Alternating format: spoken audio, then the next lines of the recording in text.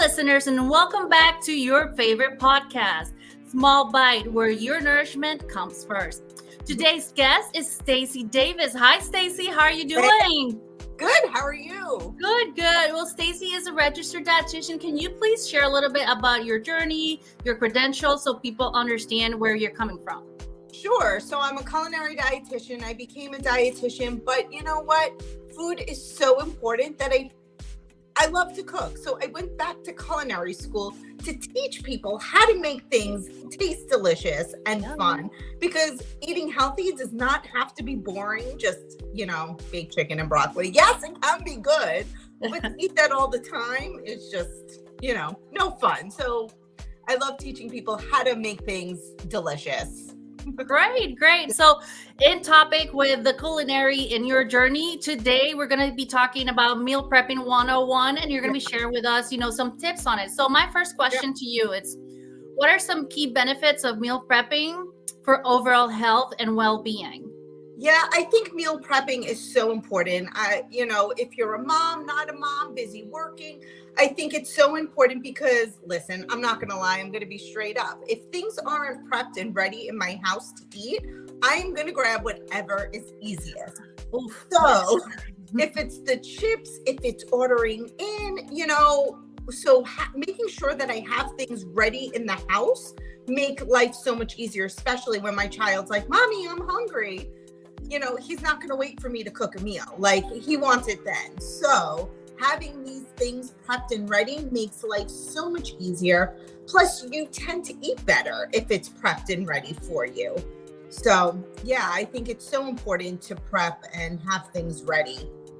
So reflecting on what you just answered, it's basically saying that you are able to make better food choices when you have preparation ready instead of just grabbing the non-healthy parts of our daily life, which is also okay to have it sometimes, but it's preferable for our health to be able and just grab it and what's best for us. Correct? Yeah. And also, I know we'll talk about it more deeply, but it's also time saving and money saving, especially when you find things on sale. You could prep it, freeze it, but we'll get into that. But it's also time saving and money saving to meal prep. Great. So for our second question, how can someone new to meal prepping get started without feeling overwhelmed? Because that's the big part, right? Everybody talks about meal prepping is a trend, but at the same time, when you've never done this before, it's very hard to understand where to start and how to make it tailored or realistic to your lifestyle. Sure. I feel like you have to start simple. Like, it doesn't have to be anything fancy. Meal prepping, even if you bought yourself rotisserie chicken and just taking the rotisserie chicken off the bone, there's meal prepping right there, because once you get the chicken off the bone, now you have all this shredded chicken that you could do other things with. So you could add it to salad, you could make tacos with it, you could add it to frittatas. I mean, it's endless what you could do with boneless chicken, but start simple with meal prepping so you don't feel overwhelmed.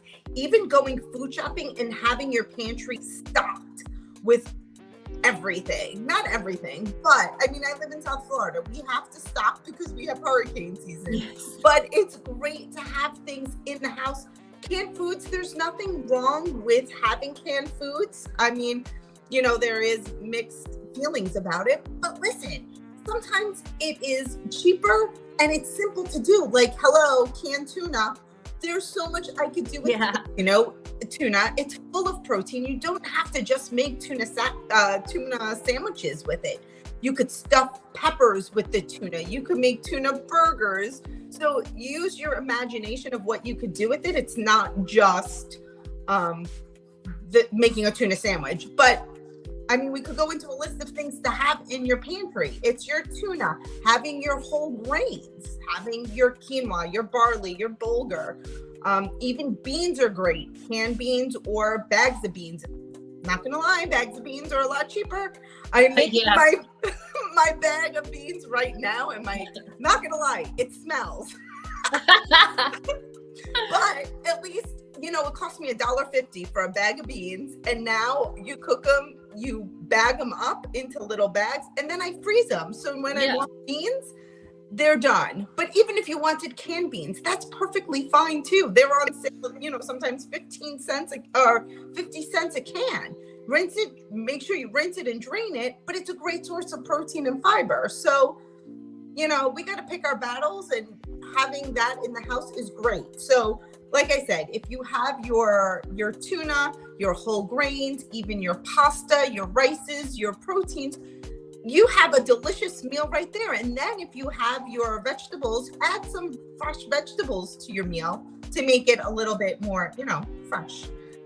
I really appreciate how you're, telling our listeners that you don't have to buy the most expensive meat or go to Costco and get all this stuff and start from scratch. That, they can just start with something that's already pre-made and just go from there, and then just find out what works for them and slowly integrate other stuff that take a little bit more time to prepare. That's great.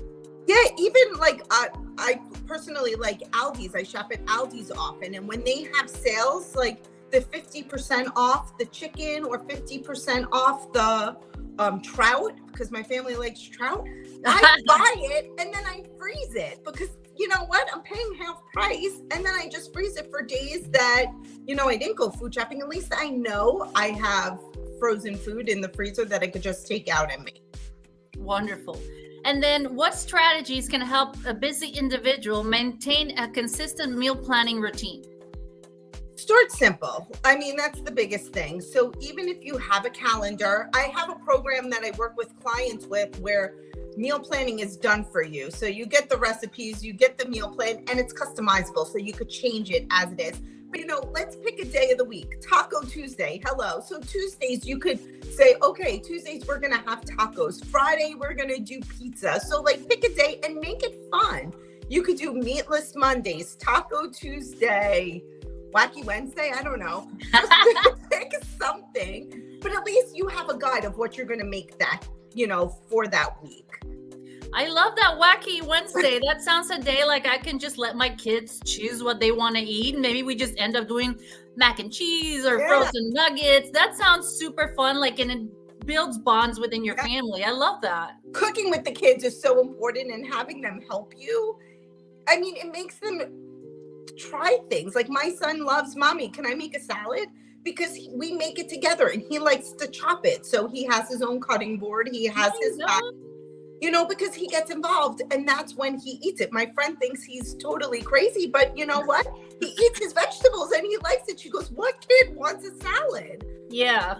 But he's involved in the kitchen. So I think that's a great way to get kids to try new foods, especially if they're cooking with you. And you gotta be they're gonna follow your footprints, Yes, that's what I was gonna say. It's just great for them to, some kids really don't even want to touch certain foods, and that exposes them to different textures, different ways of looking at a food that not just, oh my God, that is so yucky, I'm not even going to try it. Right. And also making the food fun, like broccoli. It looks like a tree. Come on. To eat broccoli thing like that, it makes me nauseous. Like a kid most likely isn't going to eat it, but if you chop it into small pieces and maybe mix it in with some rice or some quinoa, or some eggs, they're more, they'll eat it most likely, because it's, it's not a tree saying, you need to eat this. But if you could hide it a little bit, they're more likely to try it. That's amazing. What are some tips for creating meal plan that is both budget friendly and nutritious? I know you already talked based on, stocking your pantry, getting things on sale. So anything additional to that? Buying things on sale is my biggest thing. Whenever you see BOGO or, 50% off, you might as well buy it. Some of the stuff, doesn't go bad for another 2-3 years. So buy it. Also buy things in season. It's usually cheaper. So when strawberries are season, they could be 99 cents, but when they're not in season, I've seen them for like $6-7. Yep. I can't spend that amount of money. It's like I can't. So, but you wait till it's in season. But also, when it is in season, stock up and freeze it. Yes. So we were very into cherries this summer. They were so delicious, and then I found out cherry season's not in season anymore. But luckily, we froze a whole bunch of cherries. So now we can use it in different recipes. So we could add it to smoothies. We could make desserts with it. We could add it to yogurt. We could add it to oatmeal. And it's, it saves money because it's a lot cheaper, when you buy it in season. But freezing is my favorite thing. Even when I see my vegetables starting to go bad, or like I cooked it and we're not eating it, I wrap it up, take the air out. I usually put it in Ziploc bags, suck the air out with a straw, and throw it in the freezer. I write the dates, just so I know when we froze it. But why not? Like, I have mushrooms that I'm about to throw in the freezer, but then, one night if I don't have mushrooms, I could just take it out of the freezer and add it to a stir fry or add it to a frittata. So having your freezer stocked is money saving and really time saving too. And then for those listeners that use or are wanting to try meal prepping for specific reasons, whether that is losing weight or they have a specific diet like, diabetes or cardiovascular diet. So how is meal prepping contributing to portion control and nutritional balance? Yeah, I mean, especially if you are meal prepping, you could always portion out what you're prepping. So using those Ziploc bags or using containers, and measuring it out like as you're doing it. So if you want to eat a half a cup of strawberries, you portion them out. So like as you go, you could portion it out so you know exactly what you're getting. And I find it so much easier because once again, if I'm hungry, I'd rather just grab a bag of fruit and go instead of, now opening it up. I mean, it's just, it's a little bit of time saver, but it's extra steps that sometimes we don't want to do. So if it's already portioned out, even, getting the containers and portioning out your rice and portioning out your chicken, you could just portion out your meals. I mean, I like to have everything like in big containers. So I make my eggs, I make my quinoa, I make my chicken, and I have it in big containers. And then I, use it as I go. But if you want to prep your meal so you could just heat it up or grab it to go to work, you could do that too. Get the containers, put your vegetables in there, put your protein, put your grains, and then your meal is done. All you have to do is heat it up however you like to heat it up, or have it cold. I mean, having salads, whatever is easier, whatever you enjoy, but we really want to keep it simple, Yeah. And it should be fun. It is, right? It should be.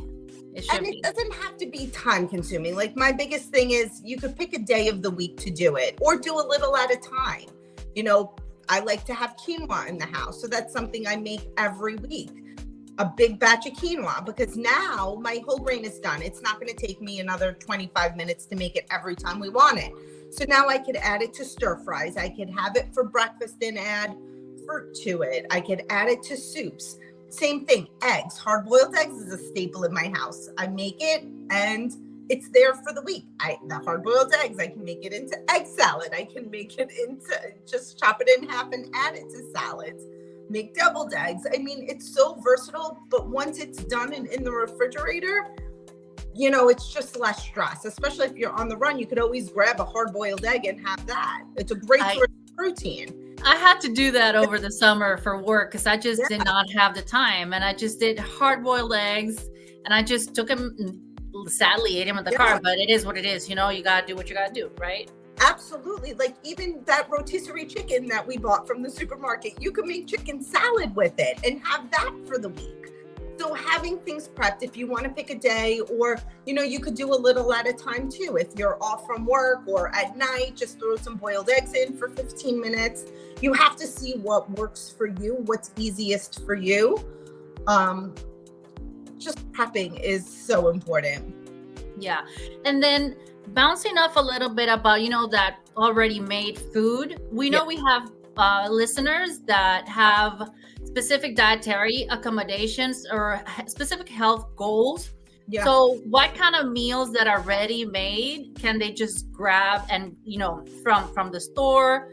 What do you recommend? Or like, how can meal prep help them, get their sugars down or get their weight down? Or if they're plant-based, how can they just go ahead and do that, because we know that vegetables sometimes when you cook them, if you don't eat them right away, they just really don't taste the same.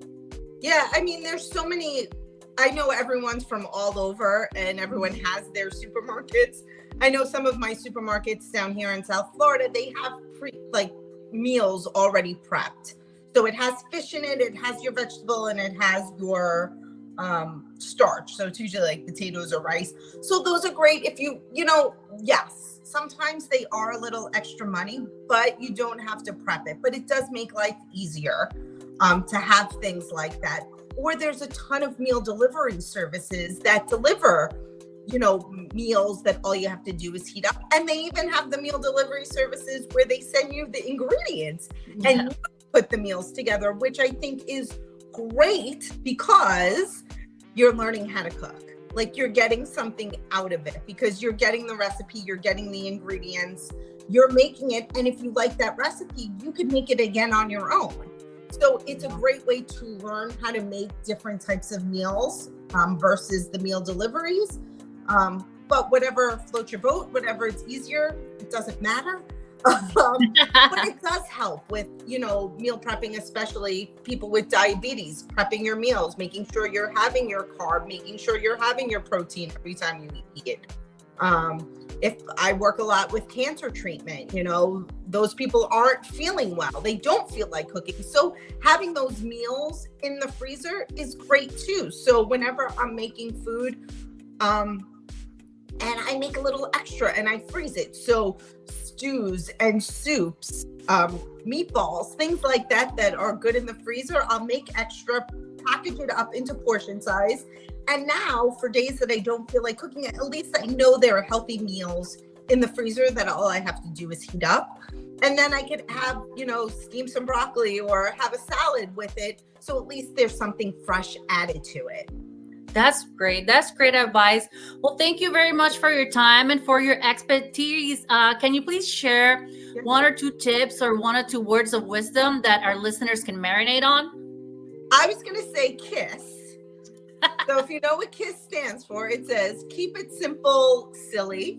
There's other words for the S that you could say, but I'm not going to be mean. But keep it simple. You don't have to make food from scratch. So keep it simple. Little steps help. Like, you don't have to, meal prep 5 days, for 5 days. Like, start with one. I think that's important because we don't want to get overwhelmed. So with anything, with weight loss, with diets for different disease processes, we want to keep it simple. We want to set small, realistic goals for ourselves. So we want to keep it simple, keep it easy.